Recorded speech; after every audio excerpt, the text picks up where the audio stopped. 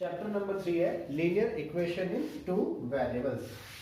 जैसे कि इसके नाम से ही हमें पता चल रहा है कि इसमें हम कैसी इक्वेशन बनाएंगे, लीनियर इक्वेशन। लीनियर इक्वेशन का मतलब ऐसी इक्वेशन जिसकी हाईएस्ट पावर कितनी हो 1 और उसमें कितने वेरिएबल्स होने चाहिए 2। जैसे x और y या s और t या p और k या a और b, मतलब ऐसे इक्वेशन जिसमें कितने वेरिएबल्स हो 2 वेरिएबल्स, ऐसी इक्वेशन बनाएंगे लीनियर इक्वेशन इन 2 वेरिएबल। तो आज हम इसके एक्सरसाइज 3.1 को स्टार्ट करेंगे। ठीक है, इसका क्वेश्चन नंबर 1 देखिए। क्वेश्चन नंबर 1 क्या कह रहा है? इक्वेशन का मतलब यहां पे समझो, चलो इसको करने से पहले इक्वेशन का मतलब है इक्वल रखना। क्या? इक्वल रखना। तो हमारे पास ये देखो, Aftab tales his daughter, Aftab tells his daughter 7 years ago, 7 years ago, 7 साल पहले, 7 years ago, I was 7 times as old as you were. I was 7 times as old as you were. ये तो पहली वाली कंडीशन। ठीक है, 7 साल पहले I was 7 times as old as you were। और सेकेंड कंडीशन ये है also 3 years later, 3 years later I shall be 3 times as old as you will be। I shall be 3 times old as you will be। 2 conditions है, हमें find करना है represent this situation algebraically and graphically. इस situation को नमस्ते algebraically और graphically दोनों तरीकों से रिप्रेजेंट करना है। तो ये रिप्रेजेंट करने के लिए मैं अपनी तरफ से मानता हूं let the age of Aftab be x। मैंने कहा आफ्ताब की एज क्या है x, and the age of his daughter, age of his daughter be y. Daughter की एज कितनी है 1। पहली कंडीशन क्या कह रहा है 7 years ago, 7 साल पहले। तो आपकी एज को में से अगर मैं कहूँ 7 years ago तो आप क्या करोगे 7 माइनस, तो ये भी 7 साल पहले की कंडीशन के बारे में कह रहा है। तो 7 years ago age of Aftab कितनी होगी? अभी कितनी है x, तो 7 साल पहले आफ्ताब की एज कितनी होगी x minus 7 and 7 years ago age of daughter. Daughter की एज अभी y है तो 7 साल पहले कितनी होगी y माइनस 7 कितनी होगी y माइनस 7। अब देखो हमारी कंडीशन क्या कह रही है 7 years ago। Condition 4 7 years ago, 7 साल पहले की कंडीशन क्या है? 7 years ago Aftab was 7 times as old as you were। Aftab क्या कह रहा है अपनी डॉटर से कि 7 साल पहले में आपकी एज का कितना था 7 टाइम्स, यानी कि 7 साल पहले जो एज ऑफ आफ्ताब है, एज ऑफ आफ्ताब है is equal to 7 times the age of daughter. मेरी बात आ रही है समझ में या नहीं आ रही है? कि 7 साल पहले जो आफ्ताब की एज है वो डॉटर की एज की कितनी है 7 टाइम्स, यानी 7 साल पहले की जो आफ्ताब की एज है वो डॉटर की एज की कितनी है 7 टाइम्स। इक्वालिटी करने के लिए 7 साल पहले जो आफ्ताब की डॉटर की एज है उसमें 7 से मल्टीप्लाई करेंगे तो हमें क्या बन जाएगी आफ्ताब की एज, मतलब दोनों इक्वल हो जाएगी।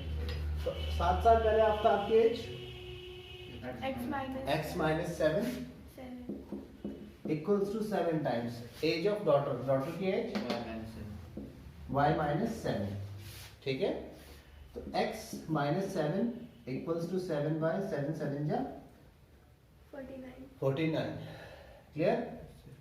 x प्लस का 7y इधर आया तो माइनस का 7y, माइनस का 49, माइनस का 7 इधर आया तो पहली इक्वेशन तो ये बन गई x minus 7y equals to minus 35। एक इक्वेशन हम ये कर सकते हैं। दूसरी कंडीशन क्या कह रहा है हमें, सेकंड कंडीशन यहाँ देखो, 3 years later, यानी आज से 3 साल के बाद, आज से 3 साल बाद एज के लिए, अगर प्रेजेंट एज x है तो आज से 3 साल बाद एज कितनी होगी, x प्लस 3। भाई आपकी जो आज एज है, अगर मैं कहूँ 3 years later, तो 3 साल के बाद आपकी एज कितनी होगी, x प्लस 3। आज की एज में 3 ज्यादा। तो ये कंडीशन फॉर 3 years later, 3 साल के बाद, age of Aftab, age of Aftab, अभी आफ्ताब की एज x है, तब क्या हो जाएगी x plus 3, and age of daughter, जो डॉटर की एज अभी y है, वो कितनी हो जाएगी y प्लस 3। अब 3 years later वो कह रहा है कि I shall be 3 times as old as you will be. Aftab अपनी डॉटर से कह रहे कि आज से 3 साल के बाद मेरी एज आपकी एज की कितनी हो जाएगी, 3 times, यानी कि age of Aftab, age of Aftab कितनी हो जाएगी, 3 times। 3 times का मतलब 3 into age of daughter. Prabhakar समझ में आया? अच्छा, तो फिर बताओ एज ऑफ आफ्ताब 3 years के बाद कितनी है sir? x plus 3 equals to 3 times age of daughter y y plus 3, x plus 3 equals to 3y plus 3 3 जा 9 प्लस का 3y इधर आया तो x minus 3y equals to 6। एक हमारे पास इक्वेशन ये है और एक हमारे पास में इक्वेशन ये है, दोनों को कॉपी करो, इक्वेशंस बनाओ।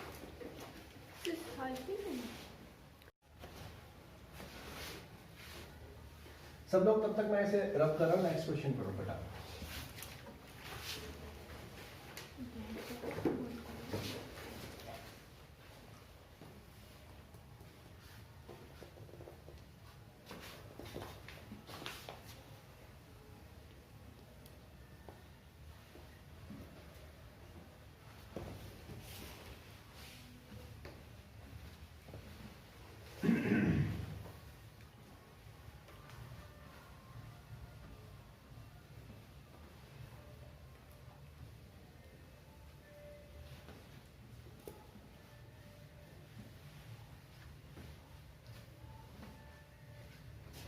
इससे नेक्स्ट क्वेश्चन देखो बच्चों, the coach of a cricket team buys 3 bats and 6 balls for ₹3900। Question number 2, the coach of a cricket team buys कितने, 3 bats and 6 balls 6 balls, 6 balls for ₹3900। 3900 3 balls और 6 bats bye करता है। Later on she buys, later on यानी दूसरी बार, later on she buys, क्या करती है दोबारा से, एक बैट और 3 बॉल, another bat, एक और bat, another bat and 3 balls, another bat and 3 balls for ₹1300, for ₹1300। तो represent this equation in the algebraic and graphical form। तो represent हम इसे graphically तो बाद में सिखाएंगे आपको, अभी सिर्फ algebraically सिखाते हैं। तो मैंने माना कि let the cost of a bat be x, एक बैट की कॉस्ट कितनी ले ली, x, and the cost of a ball be y। Ball की कॉस्ट कितनी ले ली मैंने, y। अच्छा, जब वो मार्केट गए तो 3 बैट खरीदे, इधर रुक जाओ यहाँ समझो, जब वो कोच मार्केट गए तो 3 बैट खरीदे, एक बैट की कॉस्ट कितनी है, x, तो 3 बॉल बैट की कॉस्ट कितनी होगी रिया, x plus 3 into x। समझ में नहीं आया, x प्लस 3 नहीं होगा। अगर मान ले कि मैं तेरे को कह रहा हूँ कि भाई 5 रुपए के 2 केले हैं, ये 5 रुपए का एक केला है, सॉरी। तो 3 केले कितने के होंगे? कैसे पता चला? प्लस 5 को 3 बार प्लस किया ना, या फिर 5 को क्या कर सकते हैं 3 से इनटू। समझ में आई बात? तो ऐसे ही हमने 3 बैट खरीदे। एक बैट की कॉस्ट कितनी है? x। या तो हम 3 बैट के लिए x प्लस x कर सकते हैं, या फिर क्या कर सकते हैं इसे 3x। तो 3 बैट की कॉस्ट कितनी है? 3x प्लस साथ साथ में कितनी बॉल खरीदी? 6। अब एक बॉल की कॉस्ट कितनी है? y। तो 6 बॉल की कॉस्ट 6y। अब ये 3 बैट और 6 बॉल एक साथ खरीदी, तो दोनों का टोटल प्राइस कितना होगा? 3x plus 6y। मेरी बात समझ में आ रही है? आ गई? और ये किसके इक्वल है? कितने रुपीस पे किए उसने इसके लिए? कितने रुपीस पे किए? 3900। मेरी बात समझ में आई? तो ये किसके इक्वल होगा? 3900। ये तो आई हमारी इक्वेशन नंबर फर्स्ट। अब कंडीशन सेकंड। कंडीशन सेकंड मुझे क्या कह रही है? Then she buys another bat। एक और बैट खरीदा एंड 3 बॉल्स, और 3 बॉल खरीदी। इसके लिए क्या इक्वेशन बनेगी Riya? Sir 3x plus bat. She buys another bat। एक बैट खरीदा x प्लस 3y। हाँ, और 3 बॉल खरीदी। तो एक बैट की कॉस्ट x, 3 बॉल की कॉस्ट 3y इक्वल्स टू 1300। समझ में आया? टोटल इसमें इतने रुपीस पे किए, और वो किसके इक्वल है? 1300 के इक्वल। तो ये आ गई हमारी सेकंड इक्वेशन। कॉपी करो।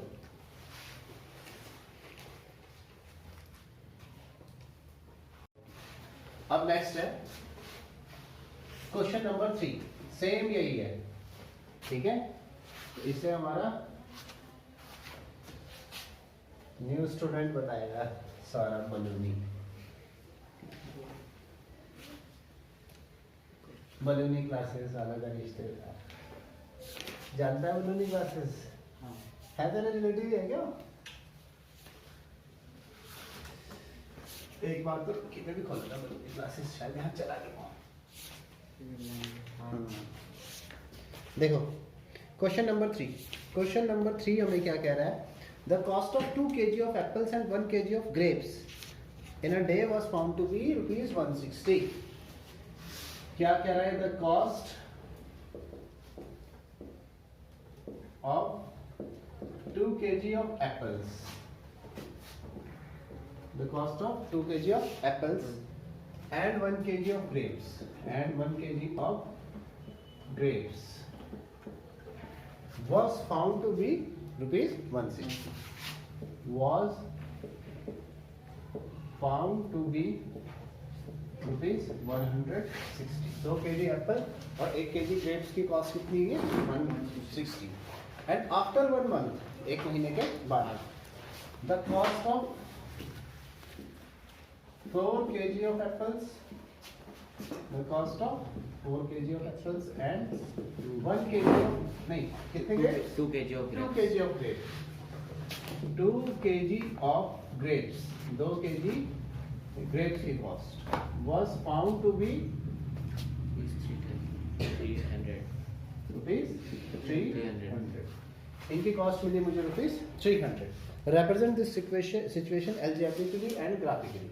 तो सबसे पहले मैं दोनों की 1-1 kg की कॉस्ट ले लेता हूँ। क्या करता हूँ? 1-1 kg की कॉस्ट ले लेता हूँ। Let the cost of 1 kg of apple be x। 1 kg of apple की कॉस्ट कितनी लेडी? x। And the cost of 1 kg of grapes, और 1 kg of grapes की कॉस्ट कितनी ले ली मैंने? y। ठीक है? अब ये क्या कह रहा है? The cost of 2 kg of apples and 1 kg of grapes was found to be 160। तो बताओ भाई सौरभ, बाय कंडीशन फर्स्ट क्या कंडीशन बनेगी? 2x। बिल्कुल सही।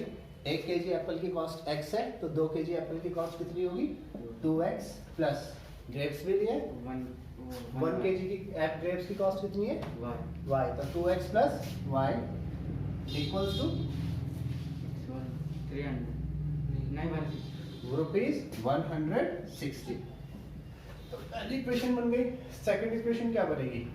Sir, 4x 4x plus 2y 2y, क्योंकि 2 के जी ग्रेड्स हैं 2y इक्वल्स टू 300 300। ये बन जाएगी हमारी सेकंड इक्वेशन। एल्जेब्रिकली रिप्रेजेंट हो गई है, ग्राफिकली बाद में समझाएंगे। कॉपी कीजिए। अब इसके बाद नेक्स्ट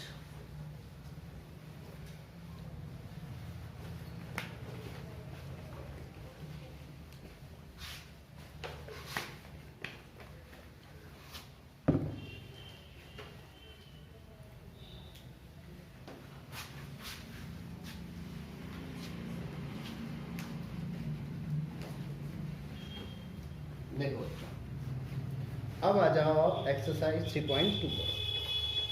तो एक्सरसाइज 3.2 में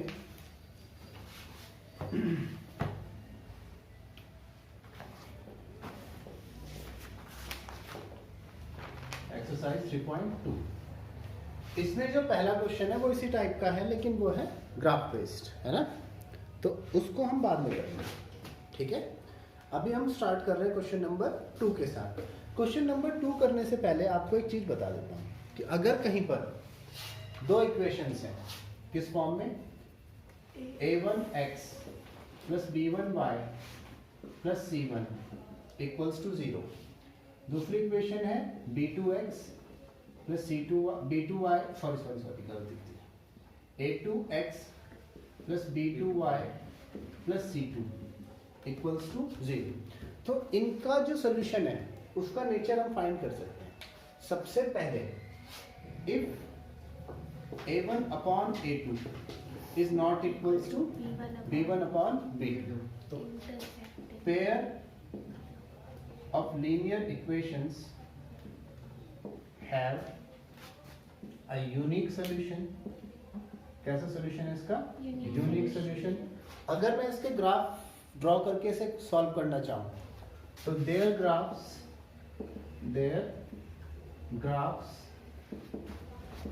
intersect at a point, उनके ग्राफ एक ही पॉइंट पर क्या करेंगे? इंटरसेक्ट करेंगे।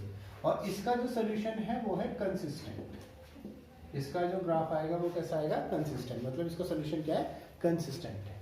अगर a1 upon a2 equal to b1 upon b2 is equal to c1 upon c2, तो इस केस में pair of linear equations have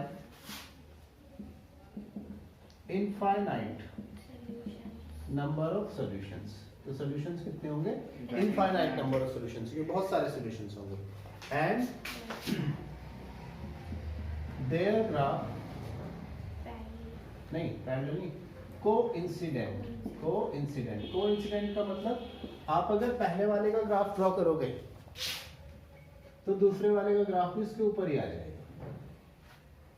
समझ में आ रही बात? पहला वाला ग्राफ ड्रॉ करोगे तो दूसरे वाले का ग्राफ भी उसके ऊपर आ जाएगा। Their graph coincident on each other. ये भी कंसिस्टेंट में ही आता है। कंसिस्टेंट क्या होता है? कंसिस्टेंट का मतलब वही कि इनका ग्राफ कंसिस्टेंट है, सीधा। इसके बाद एक कंडीशन और आती है, a1 upon a2 equals to b1 upon b2 is not equals to c1 upon c2। तो इसमें जो है इस टाइप की equations, pairs of linear equations no solution, don't have any solution, इनका कोई भी सॉल्यूशन नहीं होता है। Their graphs are parallel to each other. अगर इस वाली लाइन का ग्राफ ड्रॉ करूं तो ऐसे आएगा, दूसरी वाली लाइन का ऐसा आएगा, ऐसे। And their graphs are parallel to each other, और ये हो जाएगा कंसिस्टेंट। ये होगा इनकंसिस्टेंट। कॉपी कर लो इनको। सर ये इनकंसिस्टेंट क्यों होगा? अब इसके बाद जो है